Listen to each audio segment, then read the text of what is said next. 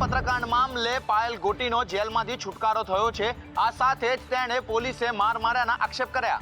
મારી જે ઇજ્જત અને આબરૂનો વરઘોડો કાઢ્યો છે એમાં જે મારી હારે જેણે ખરાબ વર્તન કર્યું છે કે મને ટોર્ચર કર્યું છે કે મને મારી છે એના પ્રત્યે જે લોકોનો પોલીસ વાળાએ તમે કોર્ટમાં ફરિયાદ કરી છે? તમને કોર્ટે પૂછવું હોય કે કોઈ? મેં મારા વકીલને કીધું છે। કૌશિકભાઈ પાસે મને એક જ અપેક્ષા છે કે મારી સાથે જે થયું ને એ આગળ જતા કોઈ પણ સમાજની દીકરી હોય એની સાથે ક્યારેય થવું ન જોઈએ। આ સાથે જ પાયલ ગોટીએ કૌશિક વેકરિયાને સંબોધીને પત્ર લખ્યો છે, જેમાં તેણે કહ્યું કે લેટરની FSLમાં તપાસ કરાવવામાં આવે તો નવું સત્ય સામે આવી શકે છે।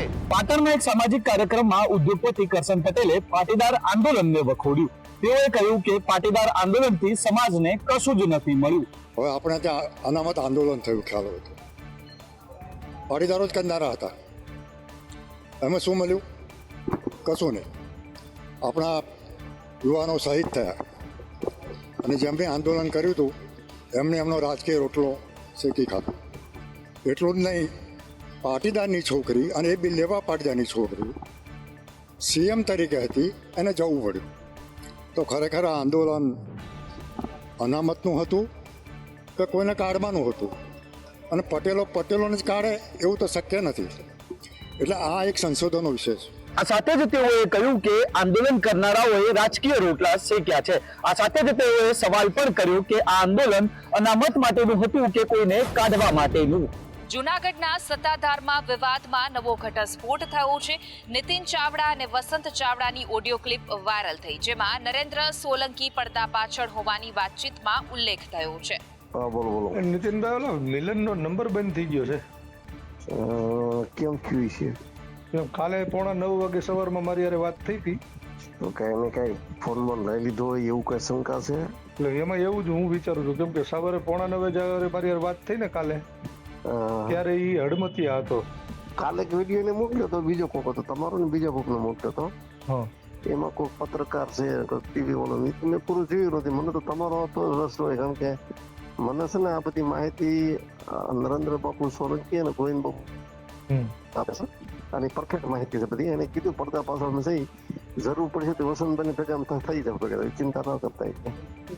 આ વિવાદ વચ્ચે એક પત્ર પણ સામે આવ્યો છે, જેમાં નરેન્દ્ર સોલંકીએ ટ્રસ્ટી બનવા માટે માંગ કરી છે। સાથે જ જીવરાજ બાપુના વારસદાર તરીકે સ્થાન આપવા માટે પણ પત્રમાં ઉલ્લેખ કરાયો છે। પોરબંદર કોસ્ટગાર્ડ એરપોર્ટ ઉપર મોટી દુર્ઘટના સર્જાઈ। એર એન્ક્લેવ ક્રેશ થતાં જ 3 લોકોના મોત થયા તો અનેક લોકો ઘાયલ થયા। પોરબંદર ખાતે કોસ્ટગાર્ડ હેડક્વાર્ટરમાં આવેલું છે। અહીં એરપોર્ટ નજીક કોસ્ટગાર્ડનું એર એન્ક્લેવ આવેલું છે। આજે બપોરે 12 વાગ્યાની આસપાસ કોસ્ટગાર્ડનું હેલિકોપ્ટર લેન્ડ થતું હતું, તે દરમિયાન એકાએક મોટો ધડાકો થયો હતો, જે આસપાસના વિસ્તારો સુધી સંભળાયો હતો। હેલિકોપ્ટર ક્રેશ થયા બાદ તેમાં આગ લાગી હતી, જેના કારણે પાયલોટ સહિતના 3 જવાનો, સુધીર યાદવ, મનોજ કુમાર અને સૌરભ નામના 3 જવાનો પણ શહીદ થયા હતા। હેલિકોપ્ટર ક્રેશ થતાં એન્ક્લેવ ખાતે આવેલા ફાયર બ્રિગેડ તાત્કાલિક દોડી આવ્યું હતું અને પાણીનો મારો ચલાવી આગને કાબુ મેળવવાનો પ્રયત્ન કર્યો હતો। આજથી 4 મહિના પહેલા બોટમાં આ જ પ્રકારે એક દુર્ઘટના સર્જાઈ હતી, તેમાં 3 જવાનોના મોત થયા હતા। સુરતમાં 2 બાળકી સાથે એક યુવકે શારીરિક છેડતી કરી હતી, જેને ગણતરીના કલાકોમાં ઝડપી પાડી પોલીસે સરઘસ કાઢ્યું હતું। પેસ્તાન વિસ્તારમાં ઉનપાટિયા નજીક એક સોસાયટીમાં ઘર નજીક રમતી 2 નાની બાળકીઓની સાથે એક યુવકે શારીરિક છેડતી કરી હતી। આ નરાધમનું કૃત્ય CCTV સોશિયલ મીડિયામાં વાયરલ થયા હતા અને ઘટનાની ગંભીરતાને જોતા પેસ્તાન પોલીસ દ્વારા આરોપીને ગણતરીના કલાકોમાં પકડી ગુનો દાખલ કરી વધુ તપાસ શરૂ કરી હતી। આ સાથે આજે સુરત પોલીસે આરોપી મોહમ્મદ નાઝીર અંસારીનું ઉન વિસ્તારમાં સરઘસ કાઢી કાયદાનો પાઠ ભણાવ્યો હતો।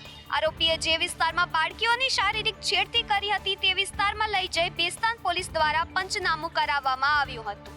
આરોપીને સાથે રાખી રીકન્સ્ટ્રક્શન કરતી વેળાએ લોકોએ પોલીસની જય જયકાર બોલાવી હતી। પેસ્તાન પોલીસ જિંદાબાદના નારા લાગ્યા હતા। સોશિયલ મીડિયામાં અજાણી વ્યક્તિ સાથે મિત્રતા કરતા હોવ તો સાવધાન રહેવાની જરૂર છે। વડોદરામાં ફેક ફેસબુક એકાઉન્ટ બનાવી યુવકોને ફસાવતી ગેંગ ઝડપાઈ છે। વડોદરા LCB ઝોન 3ની ટીમે હની ટ્રેપમાં ફસાવી યુવકોને ખંખેરી લેતી એક ગેંગને ઝડપી પાડી છે।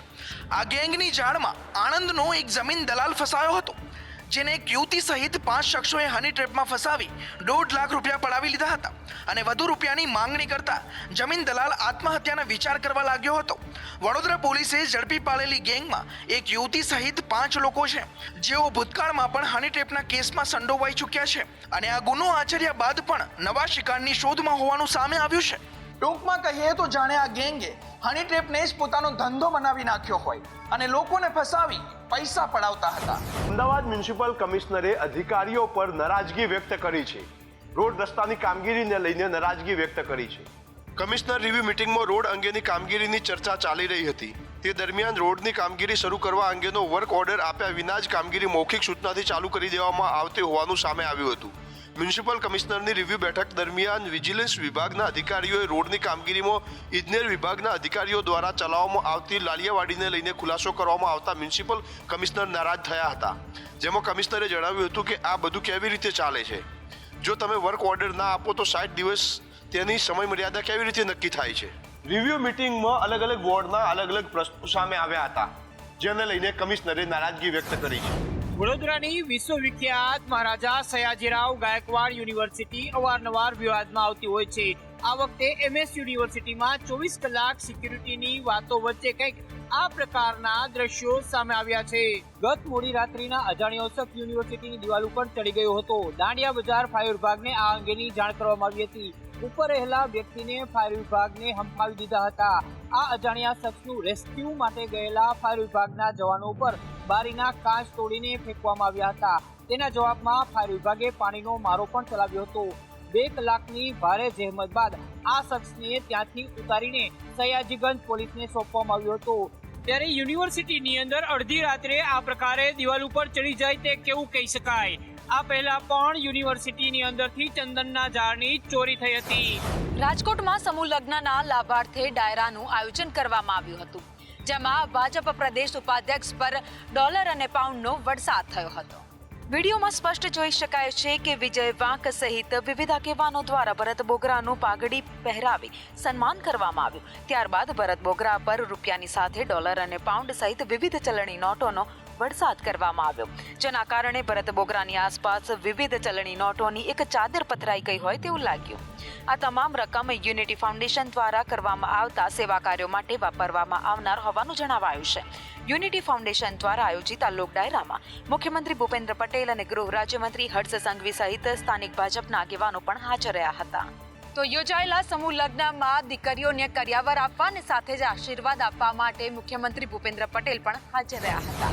સુરતના પોશ વિસ્તાર એવા ડુમ્મસ રોડ પર આવેલા સાયલેન્ટ ઝોનના અંદર 2500 કરોડની જમીન કૌભાંડ પ્રકરણમાં CID ક્રાઇમ દ્વારા ફરિયાદ નોંધવામાં આવી હતી. હવે ધીમી ગતિએ એના અંદર CID ક્રાઇમ દ્વારા તપાસ પણ શરૂ કરવામાં આવી છે. સુરત શહેરના ડુમ્મસ એરપોર્ટ પાસે સાયલેન્ટ ઝોન નામે રોકાણકારો, ખેડૂતો અને સરકારને કરોડો રૂપિયાનો ચૂનો ચોપાડનાર સમૃદ્ધિ કોર્પોરેશનના ભાગીદારો મનર કાકડિયા, નરેશ શાહ, લોકનાથ ગંભીર અને પ્રકાશ આસવાની વિરુદ્ધ CID ક્રાઇમમાં ફરિયાદ દાખલ કર્યા બાદ હવે ધીમી ગતિએ CID ક્રાઇમ દ્વારા તપાસના ચક્રો ગતિમાન કરવામાં આવ્યા છે, જેના અંદર હવે ઊંડાણપૂર્વક તપાસ શરૂ કરવામાં આવી છે કે આ પ્રોપર્ટીના અંદર કોણ કોણ સંડોવાયેલા છે, કયા કયા સરકારી બાબુઓ છે. સરકારી કચેરીમાંથી પણ આ માહિતીઓ એકત્રિત કરવામાં આવી રહી છે. એક તરફ જોવા જાય તો CID ક્રાઇમ દ્વારા હવે તપાસના ચક્રો ગતિમાન કરવામાં આવ્યા છે, ત્યાં બીજી તરફ સુરત જિલ્લા કલેક્ટર સૌરભ પારગી દ્વારા જે બોગસ પ્રોપર્ટી કાર્ડ બનાવવામાં આવ્યા છે તે તમામને રદ કરવાના આદેશ જારી કરી દેવામાં આવ્યા છે. સુરતને હીરા ઉદ્યોગની નગરી કહેવામાં આવે છે, પરંતુ આ નગરીને મંદીનું ગ્રહણ લાગ્યું હોય તેવું લાગી રહ્યું છે. રેપા બોર્ડે હીરાના ભાવમાં 5% ઘટાડો કરતા હીરા ઉદ્યોગકારો ચિંતામાં મુકાયા છે. વૈશ્વિક સ્તરે હીરાની કિંમતો અપડેટ કરતું રેપા પાર્ટની વેબસાઇટ પર હીરાના ભાવમાં ઘટાડો થતા વેપારીઓમાં અસંતોષ જાગ્યો છે. હીરાનો કારોબાર ન હોવા છતાં રેપા પોર્ટ ભાવ નક્કી કરે છે, તેથી હવે રેપા પોર્ટ સામે અસંતોષનો સૂર ઉઠવા માંડ્યો છે. દર શુક્રવારે તૈયાર હીરાના ભાવો રેપા પોર્ટ જાહેર કરે છે. રેપા પોર્ટે જાહેર કરેલ ભાવ દુનિયાભરમાં સ્વીકૃત ગણાય છે, જેમાં range, category, purity, colour, size વગેરે પ્રમાણે ભાવ નક્કી કરાય છે. ગત વર્ષની તુલનામાં આ વર્ષે ભાવમાં સરેરાશ 5% ઘટાડો નોંધાયો છે. પડતર કિંમત કરતા પણ તૈયાર હીરાના ભાવ નીચલા સ્તરે પહોંચતા હીરા ઉદ્યોગમાં મંદીના એંધાણ વર્તાયા છે.